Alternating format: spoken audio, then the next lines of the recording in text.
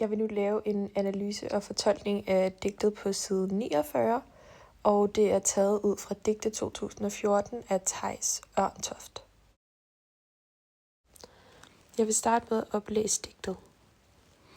Jeg sidder i det støvende lys og hører blank metal. Lyset flyder ind gennem vinduet. Det er karregul. Det skiller langt væk. Planterne slanger sig op af vinduet. Ikke stærke nok til at bryde igennem det. Ikke så stærke som den ukrudt, der om sommeren skyder op af mørket og ud gennem asfalten. Eller også er det glasset, der er for stærkt. Hvem ved? Hvem ved, om ikke mine magtrelationer har en understrøm af plankton i sig? Hvem ved, om ikke Assads død bliver hvid og tyk som modermælk og oversvømmer hele verden? Det her digt, det beskriver et jeg, der sidder i et stødet lys og observerer naturen gennem et vindue. Naturen virker svag og magtesløs, og det bliver understreget for eksempel oppe fra linje 2-3, hvor der bliver beskrevet, at planterne slanger sig op af vinduet, ikke stærke nok til at bryde igennem det. Men også fra linje 1-2, da lyset bliver beskrevet som karregult, og det er sådan der får det til at føles unaturligt og fjernt. Stemningen i digtet er meget sådan trist og sådan lidt nedtrykt, og man får sådan den her følelse af forfald. For eksempel der med Assads død, der bliver det forbundet med noget livgivende som modermælk, altså den hvid og tyk som modermælk.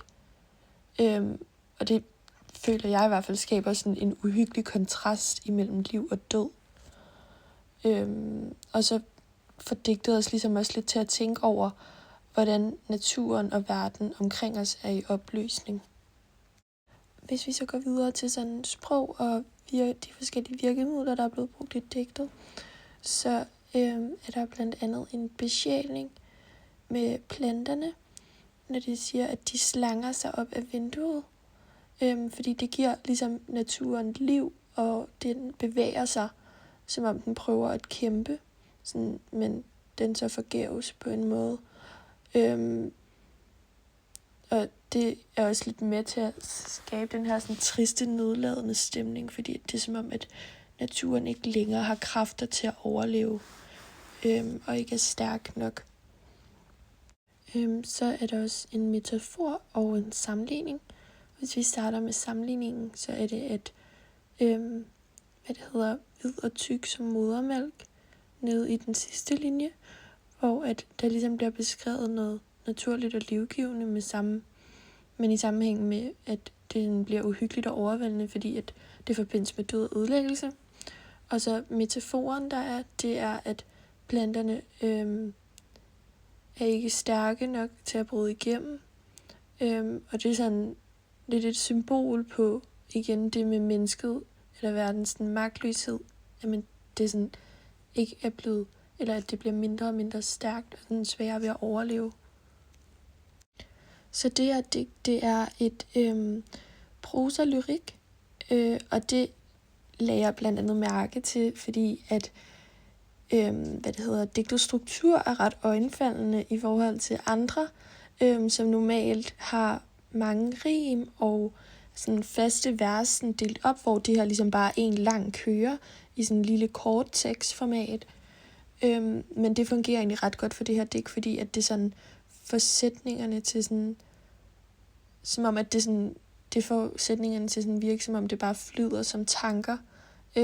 Og det giver sådan en naturlig, men stadig sådan lidt opgivende tone. Så ja, det er derfor, det er et prosa-lyrik.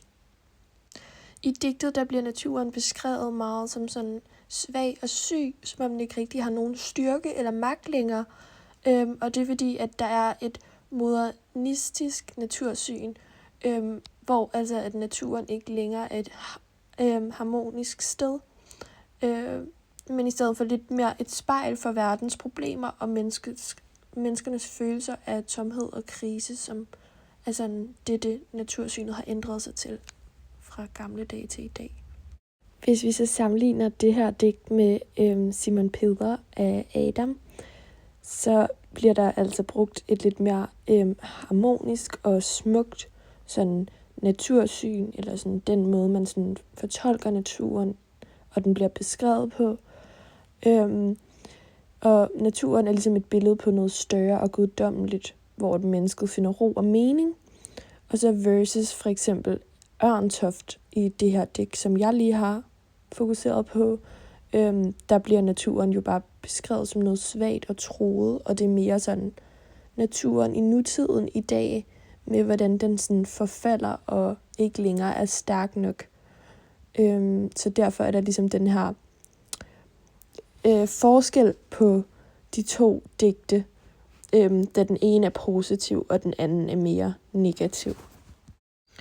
Så kan jeg altså afslutningsvis konkludere, at Ørntofts digt her på side 49 viser en moderne og dystopisk opfattelse af naturen, og han bruger billeder som karregult lys og ikke stærke nok til at bryde igennem, til ligesom at vise, hvordan og sådan fremstille, hvordan naturen er svækket og forfaldet med tiden, fordi vi har behandlet naturen så dårligt.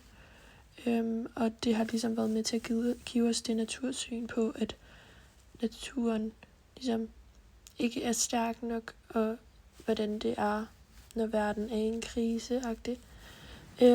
Hvor at i modsætning til Adams digt, der var det mere harmonisk natursyn og sådan det positive ved naturen.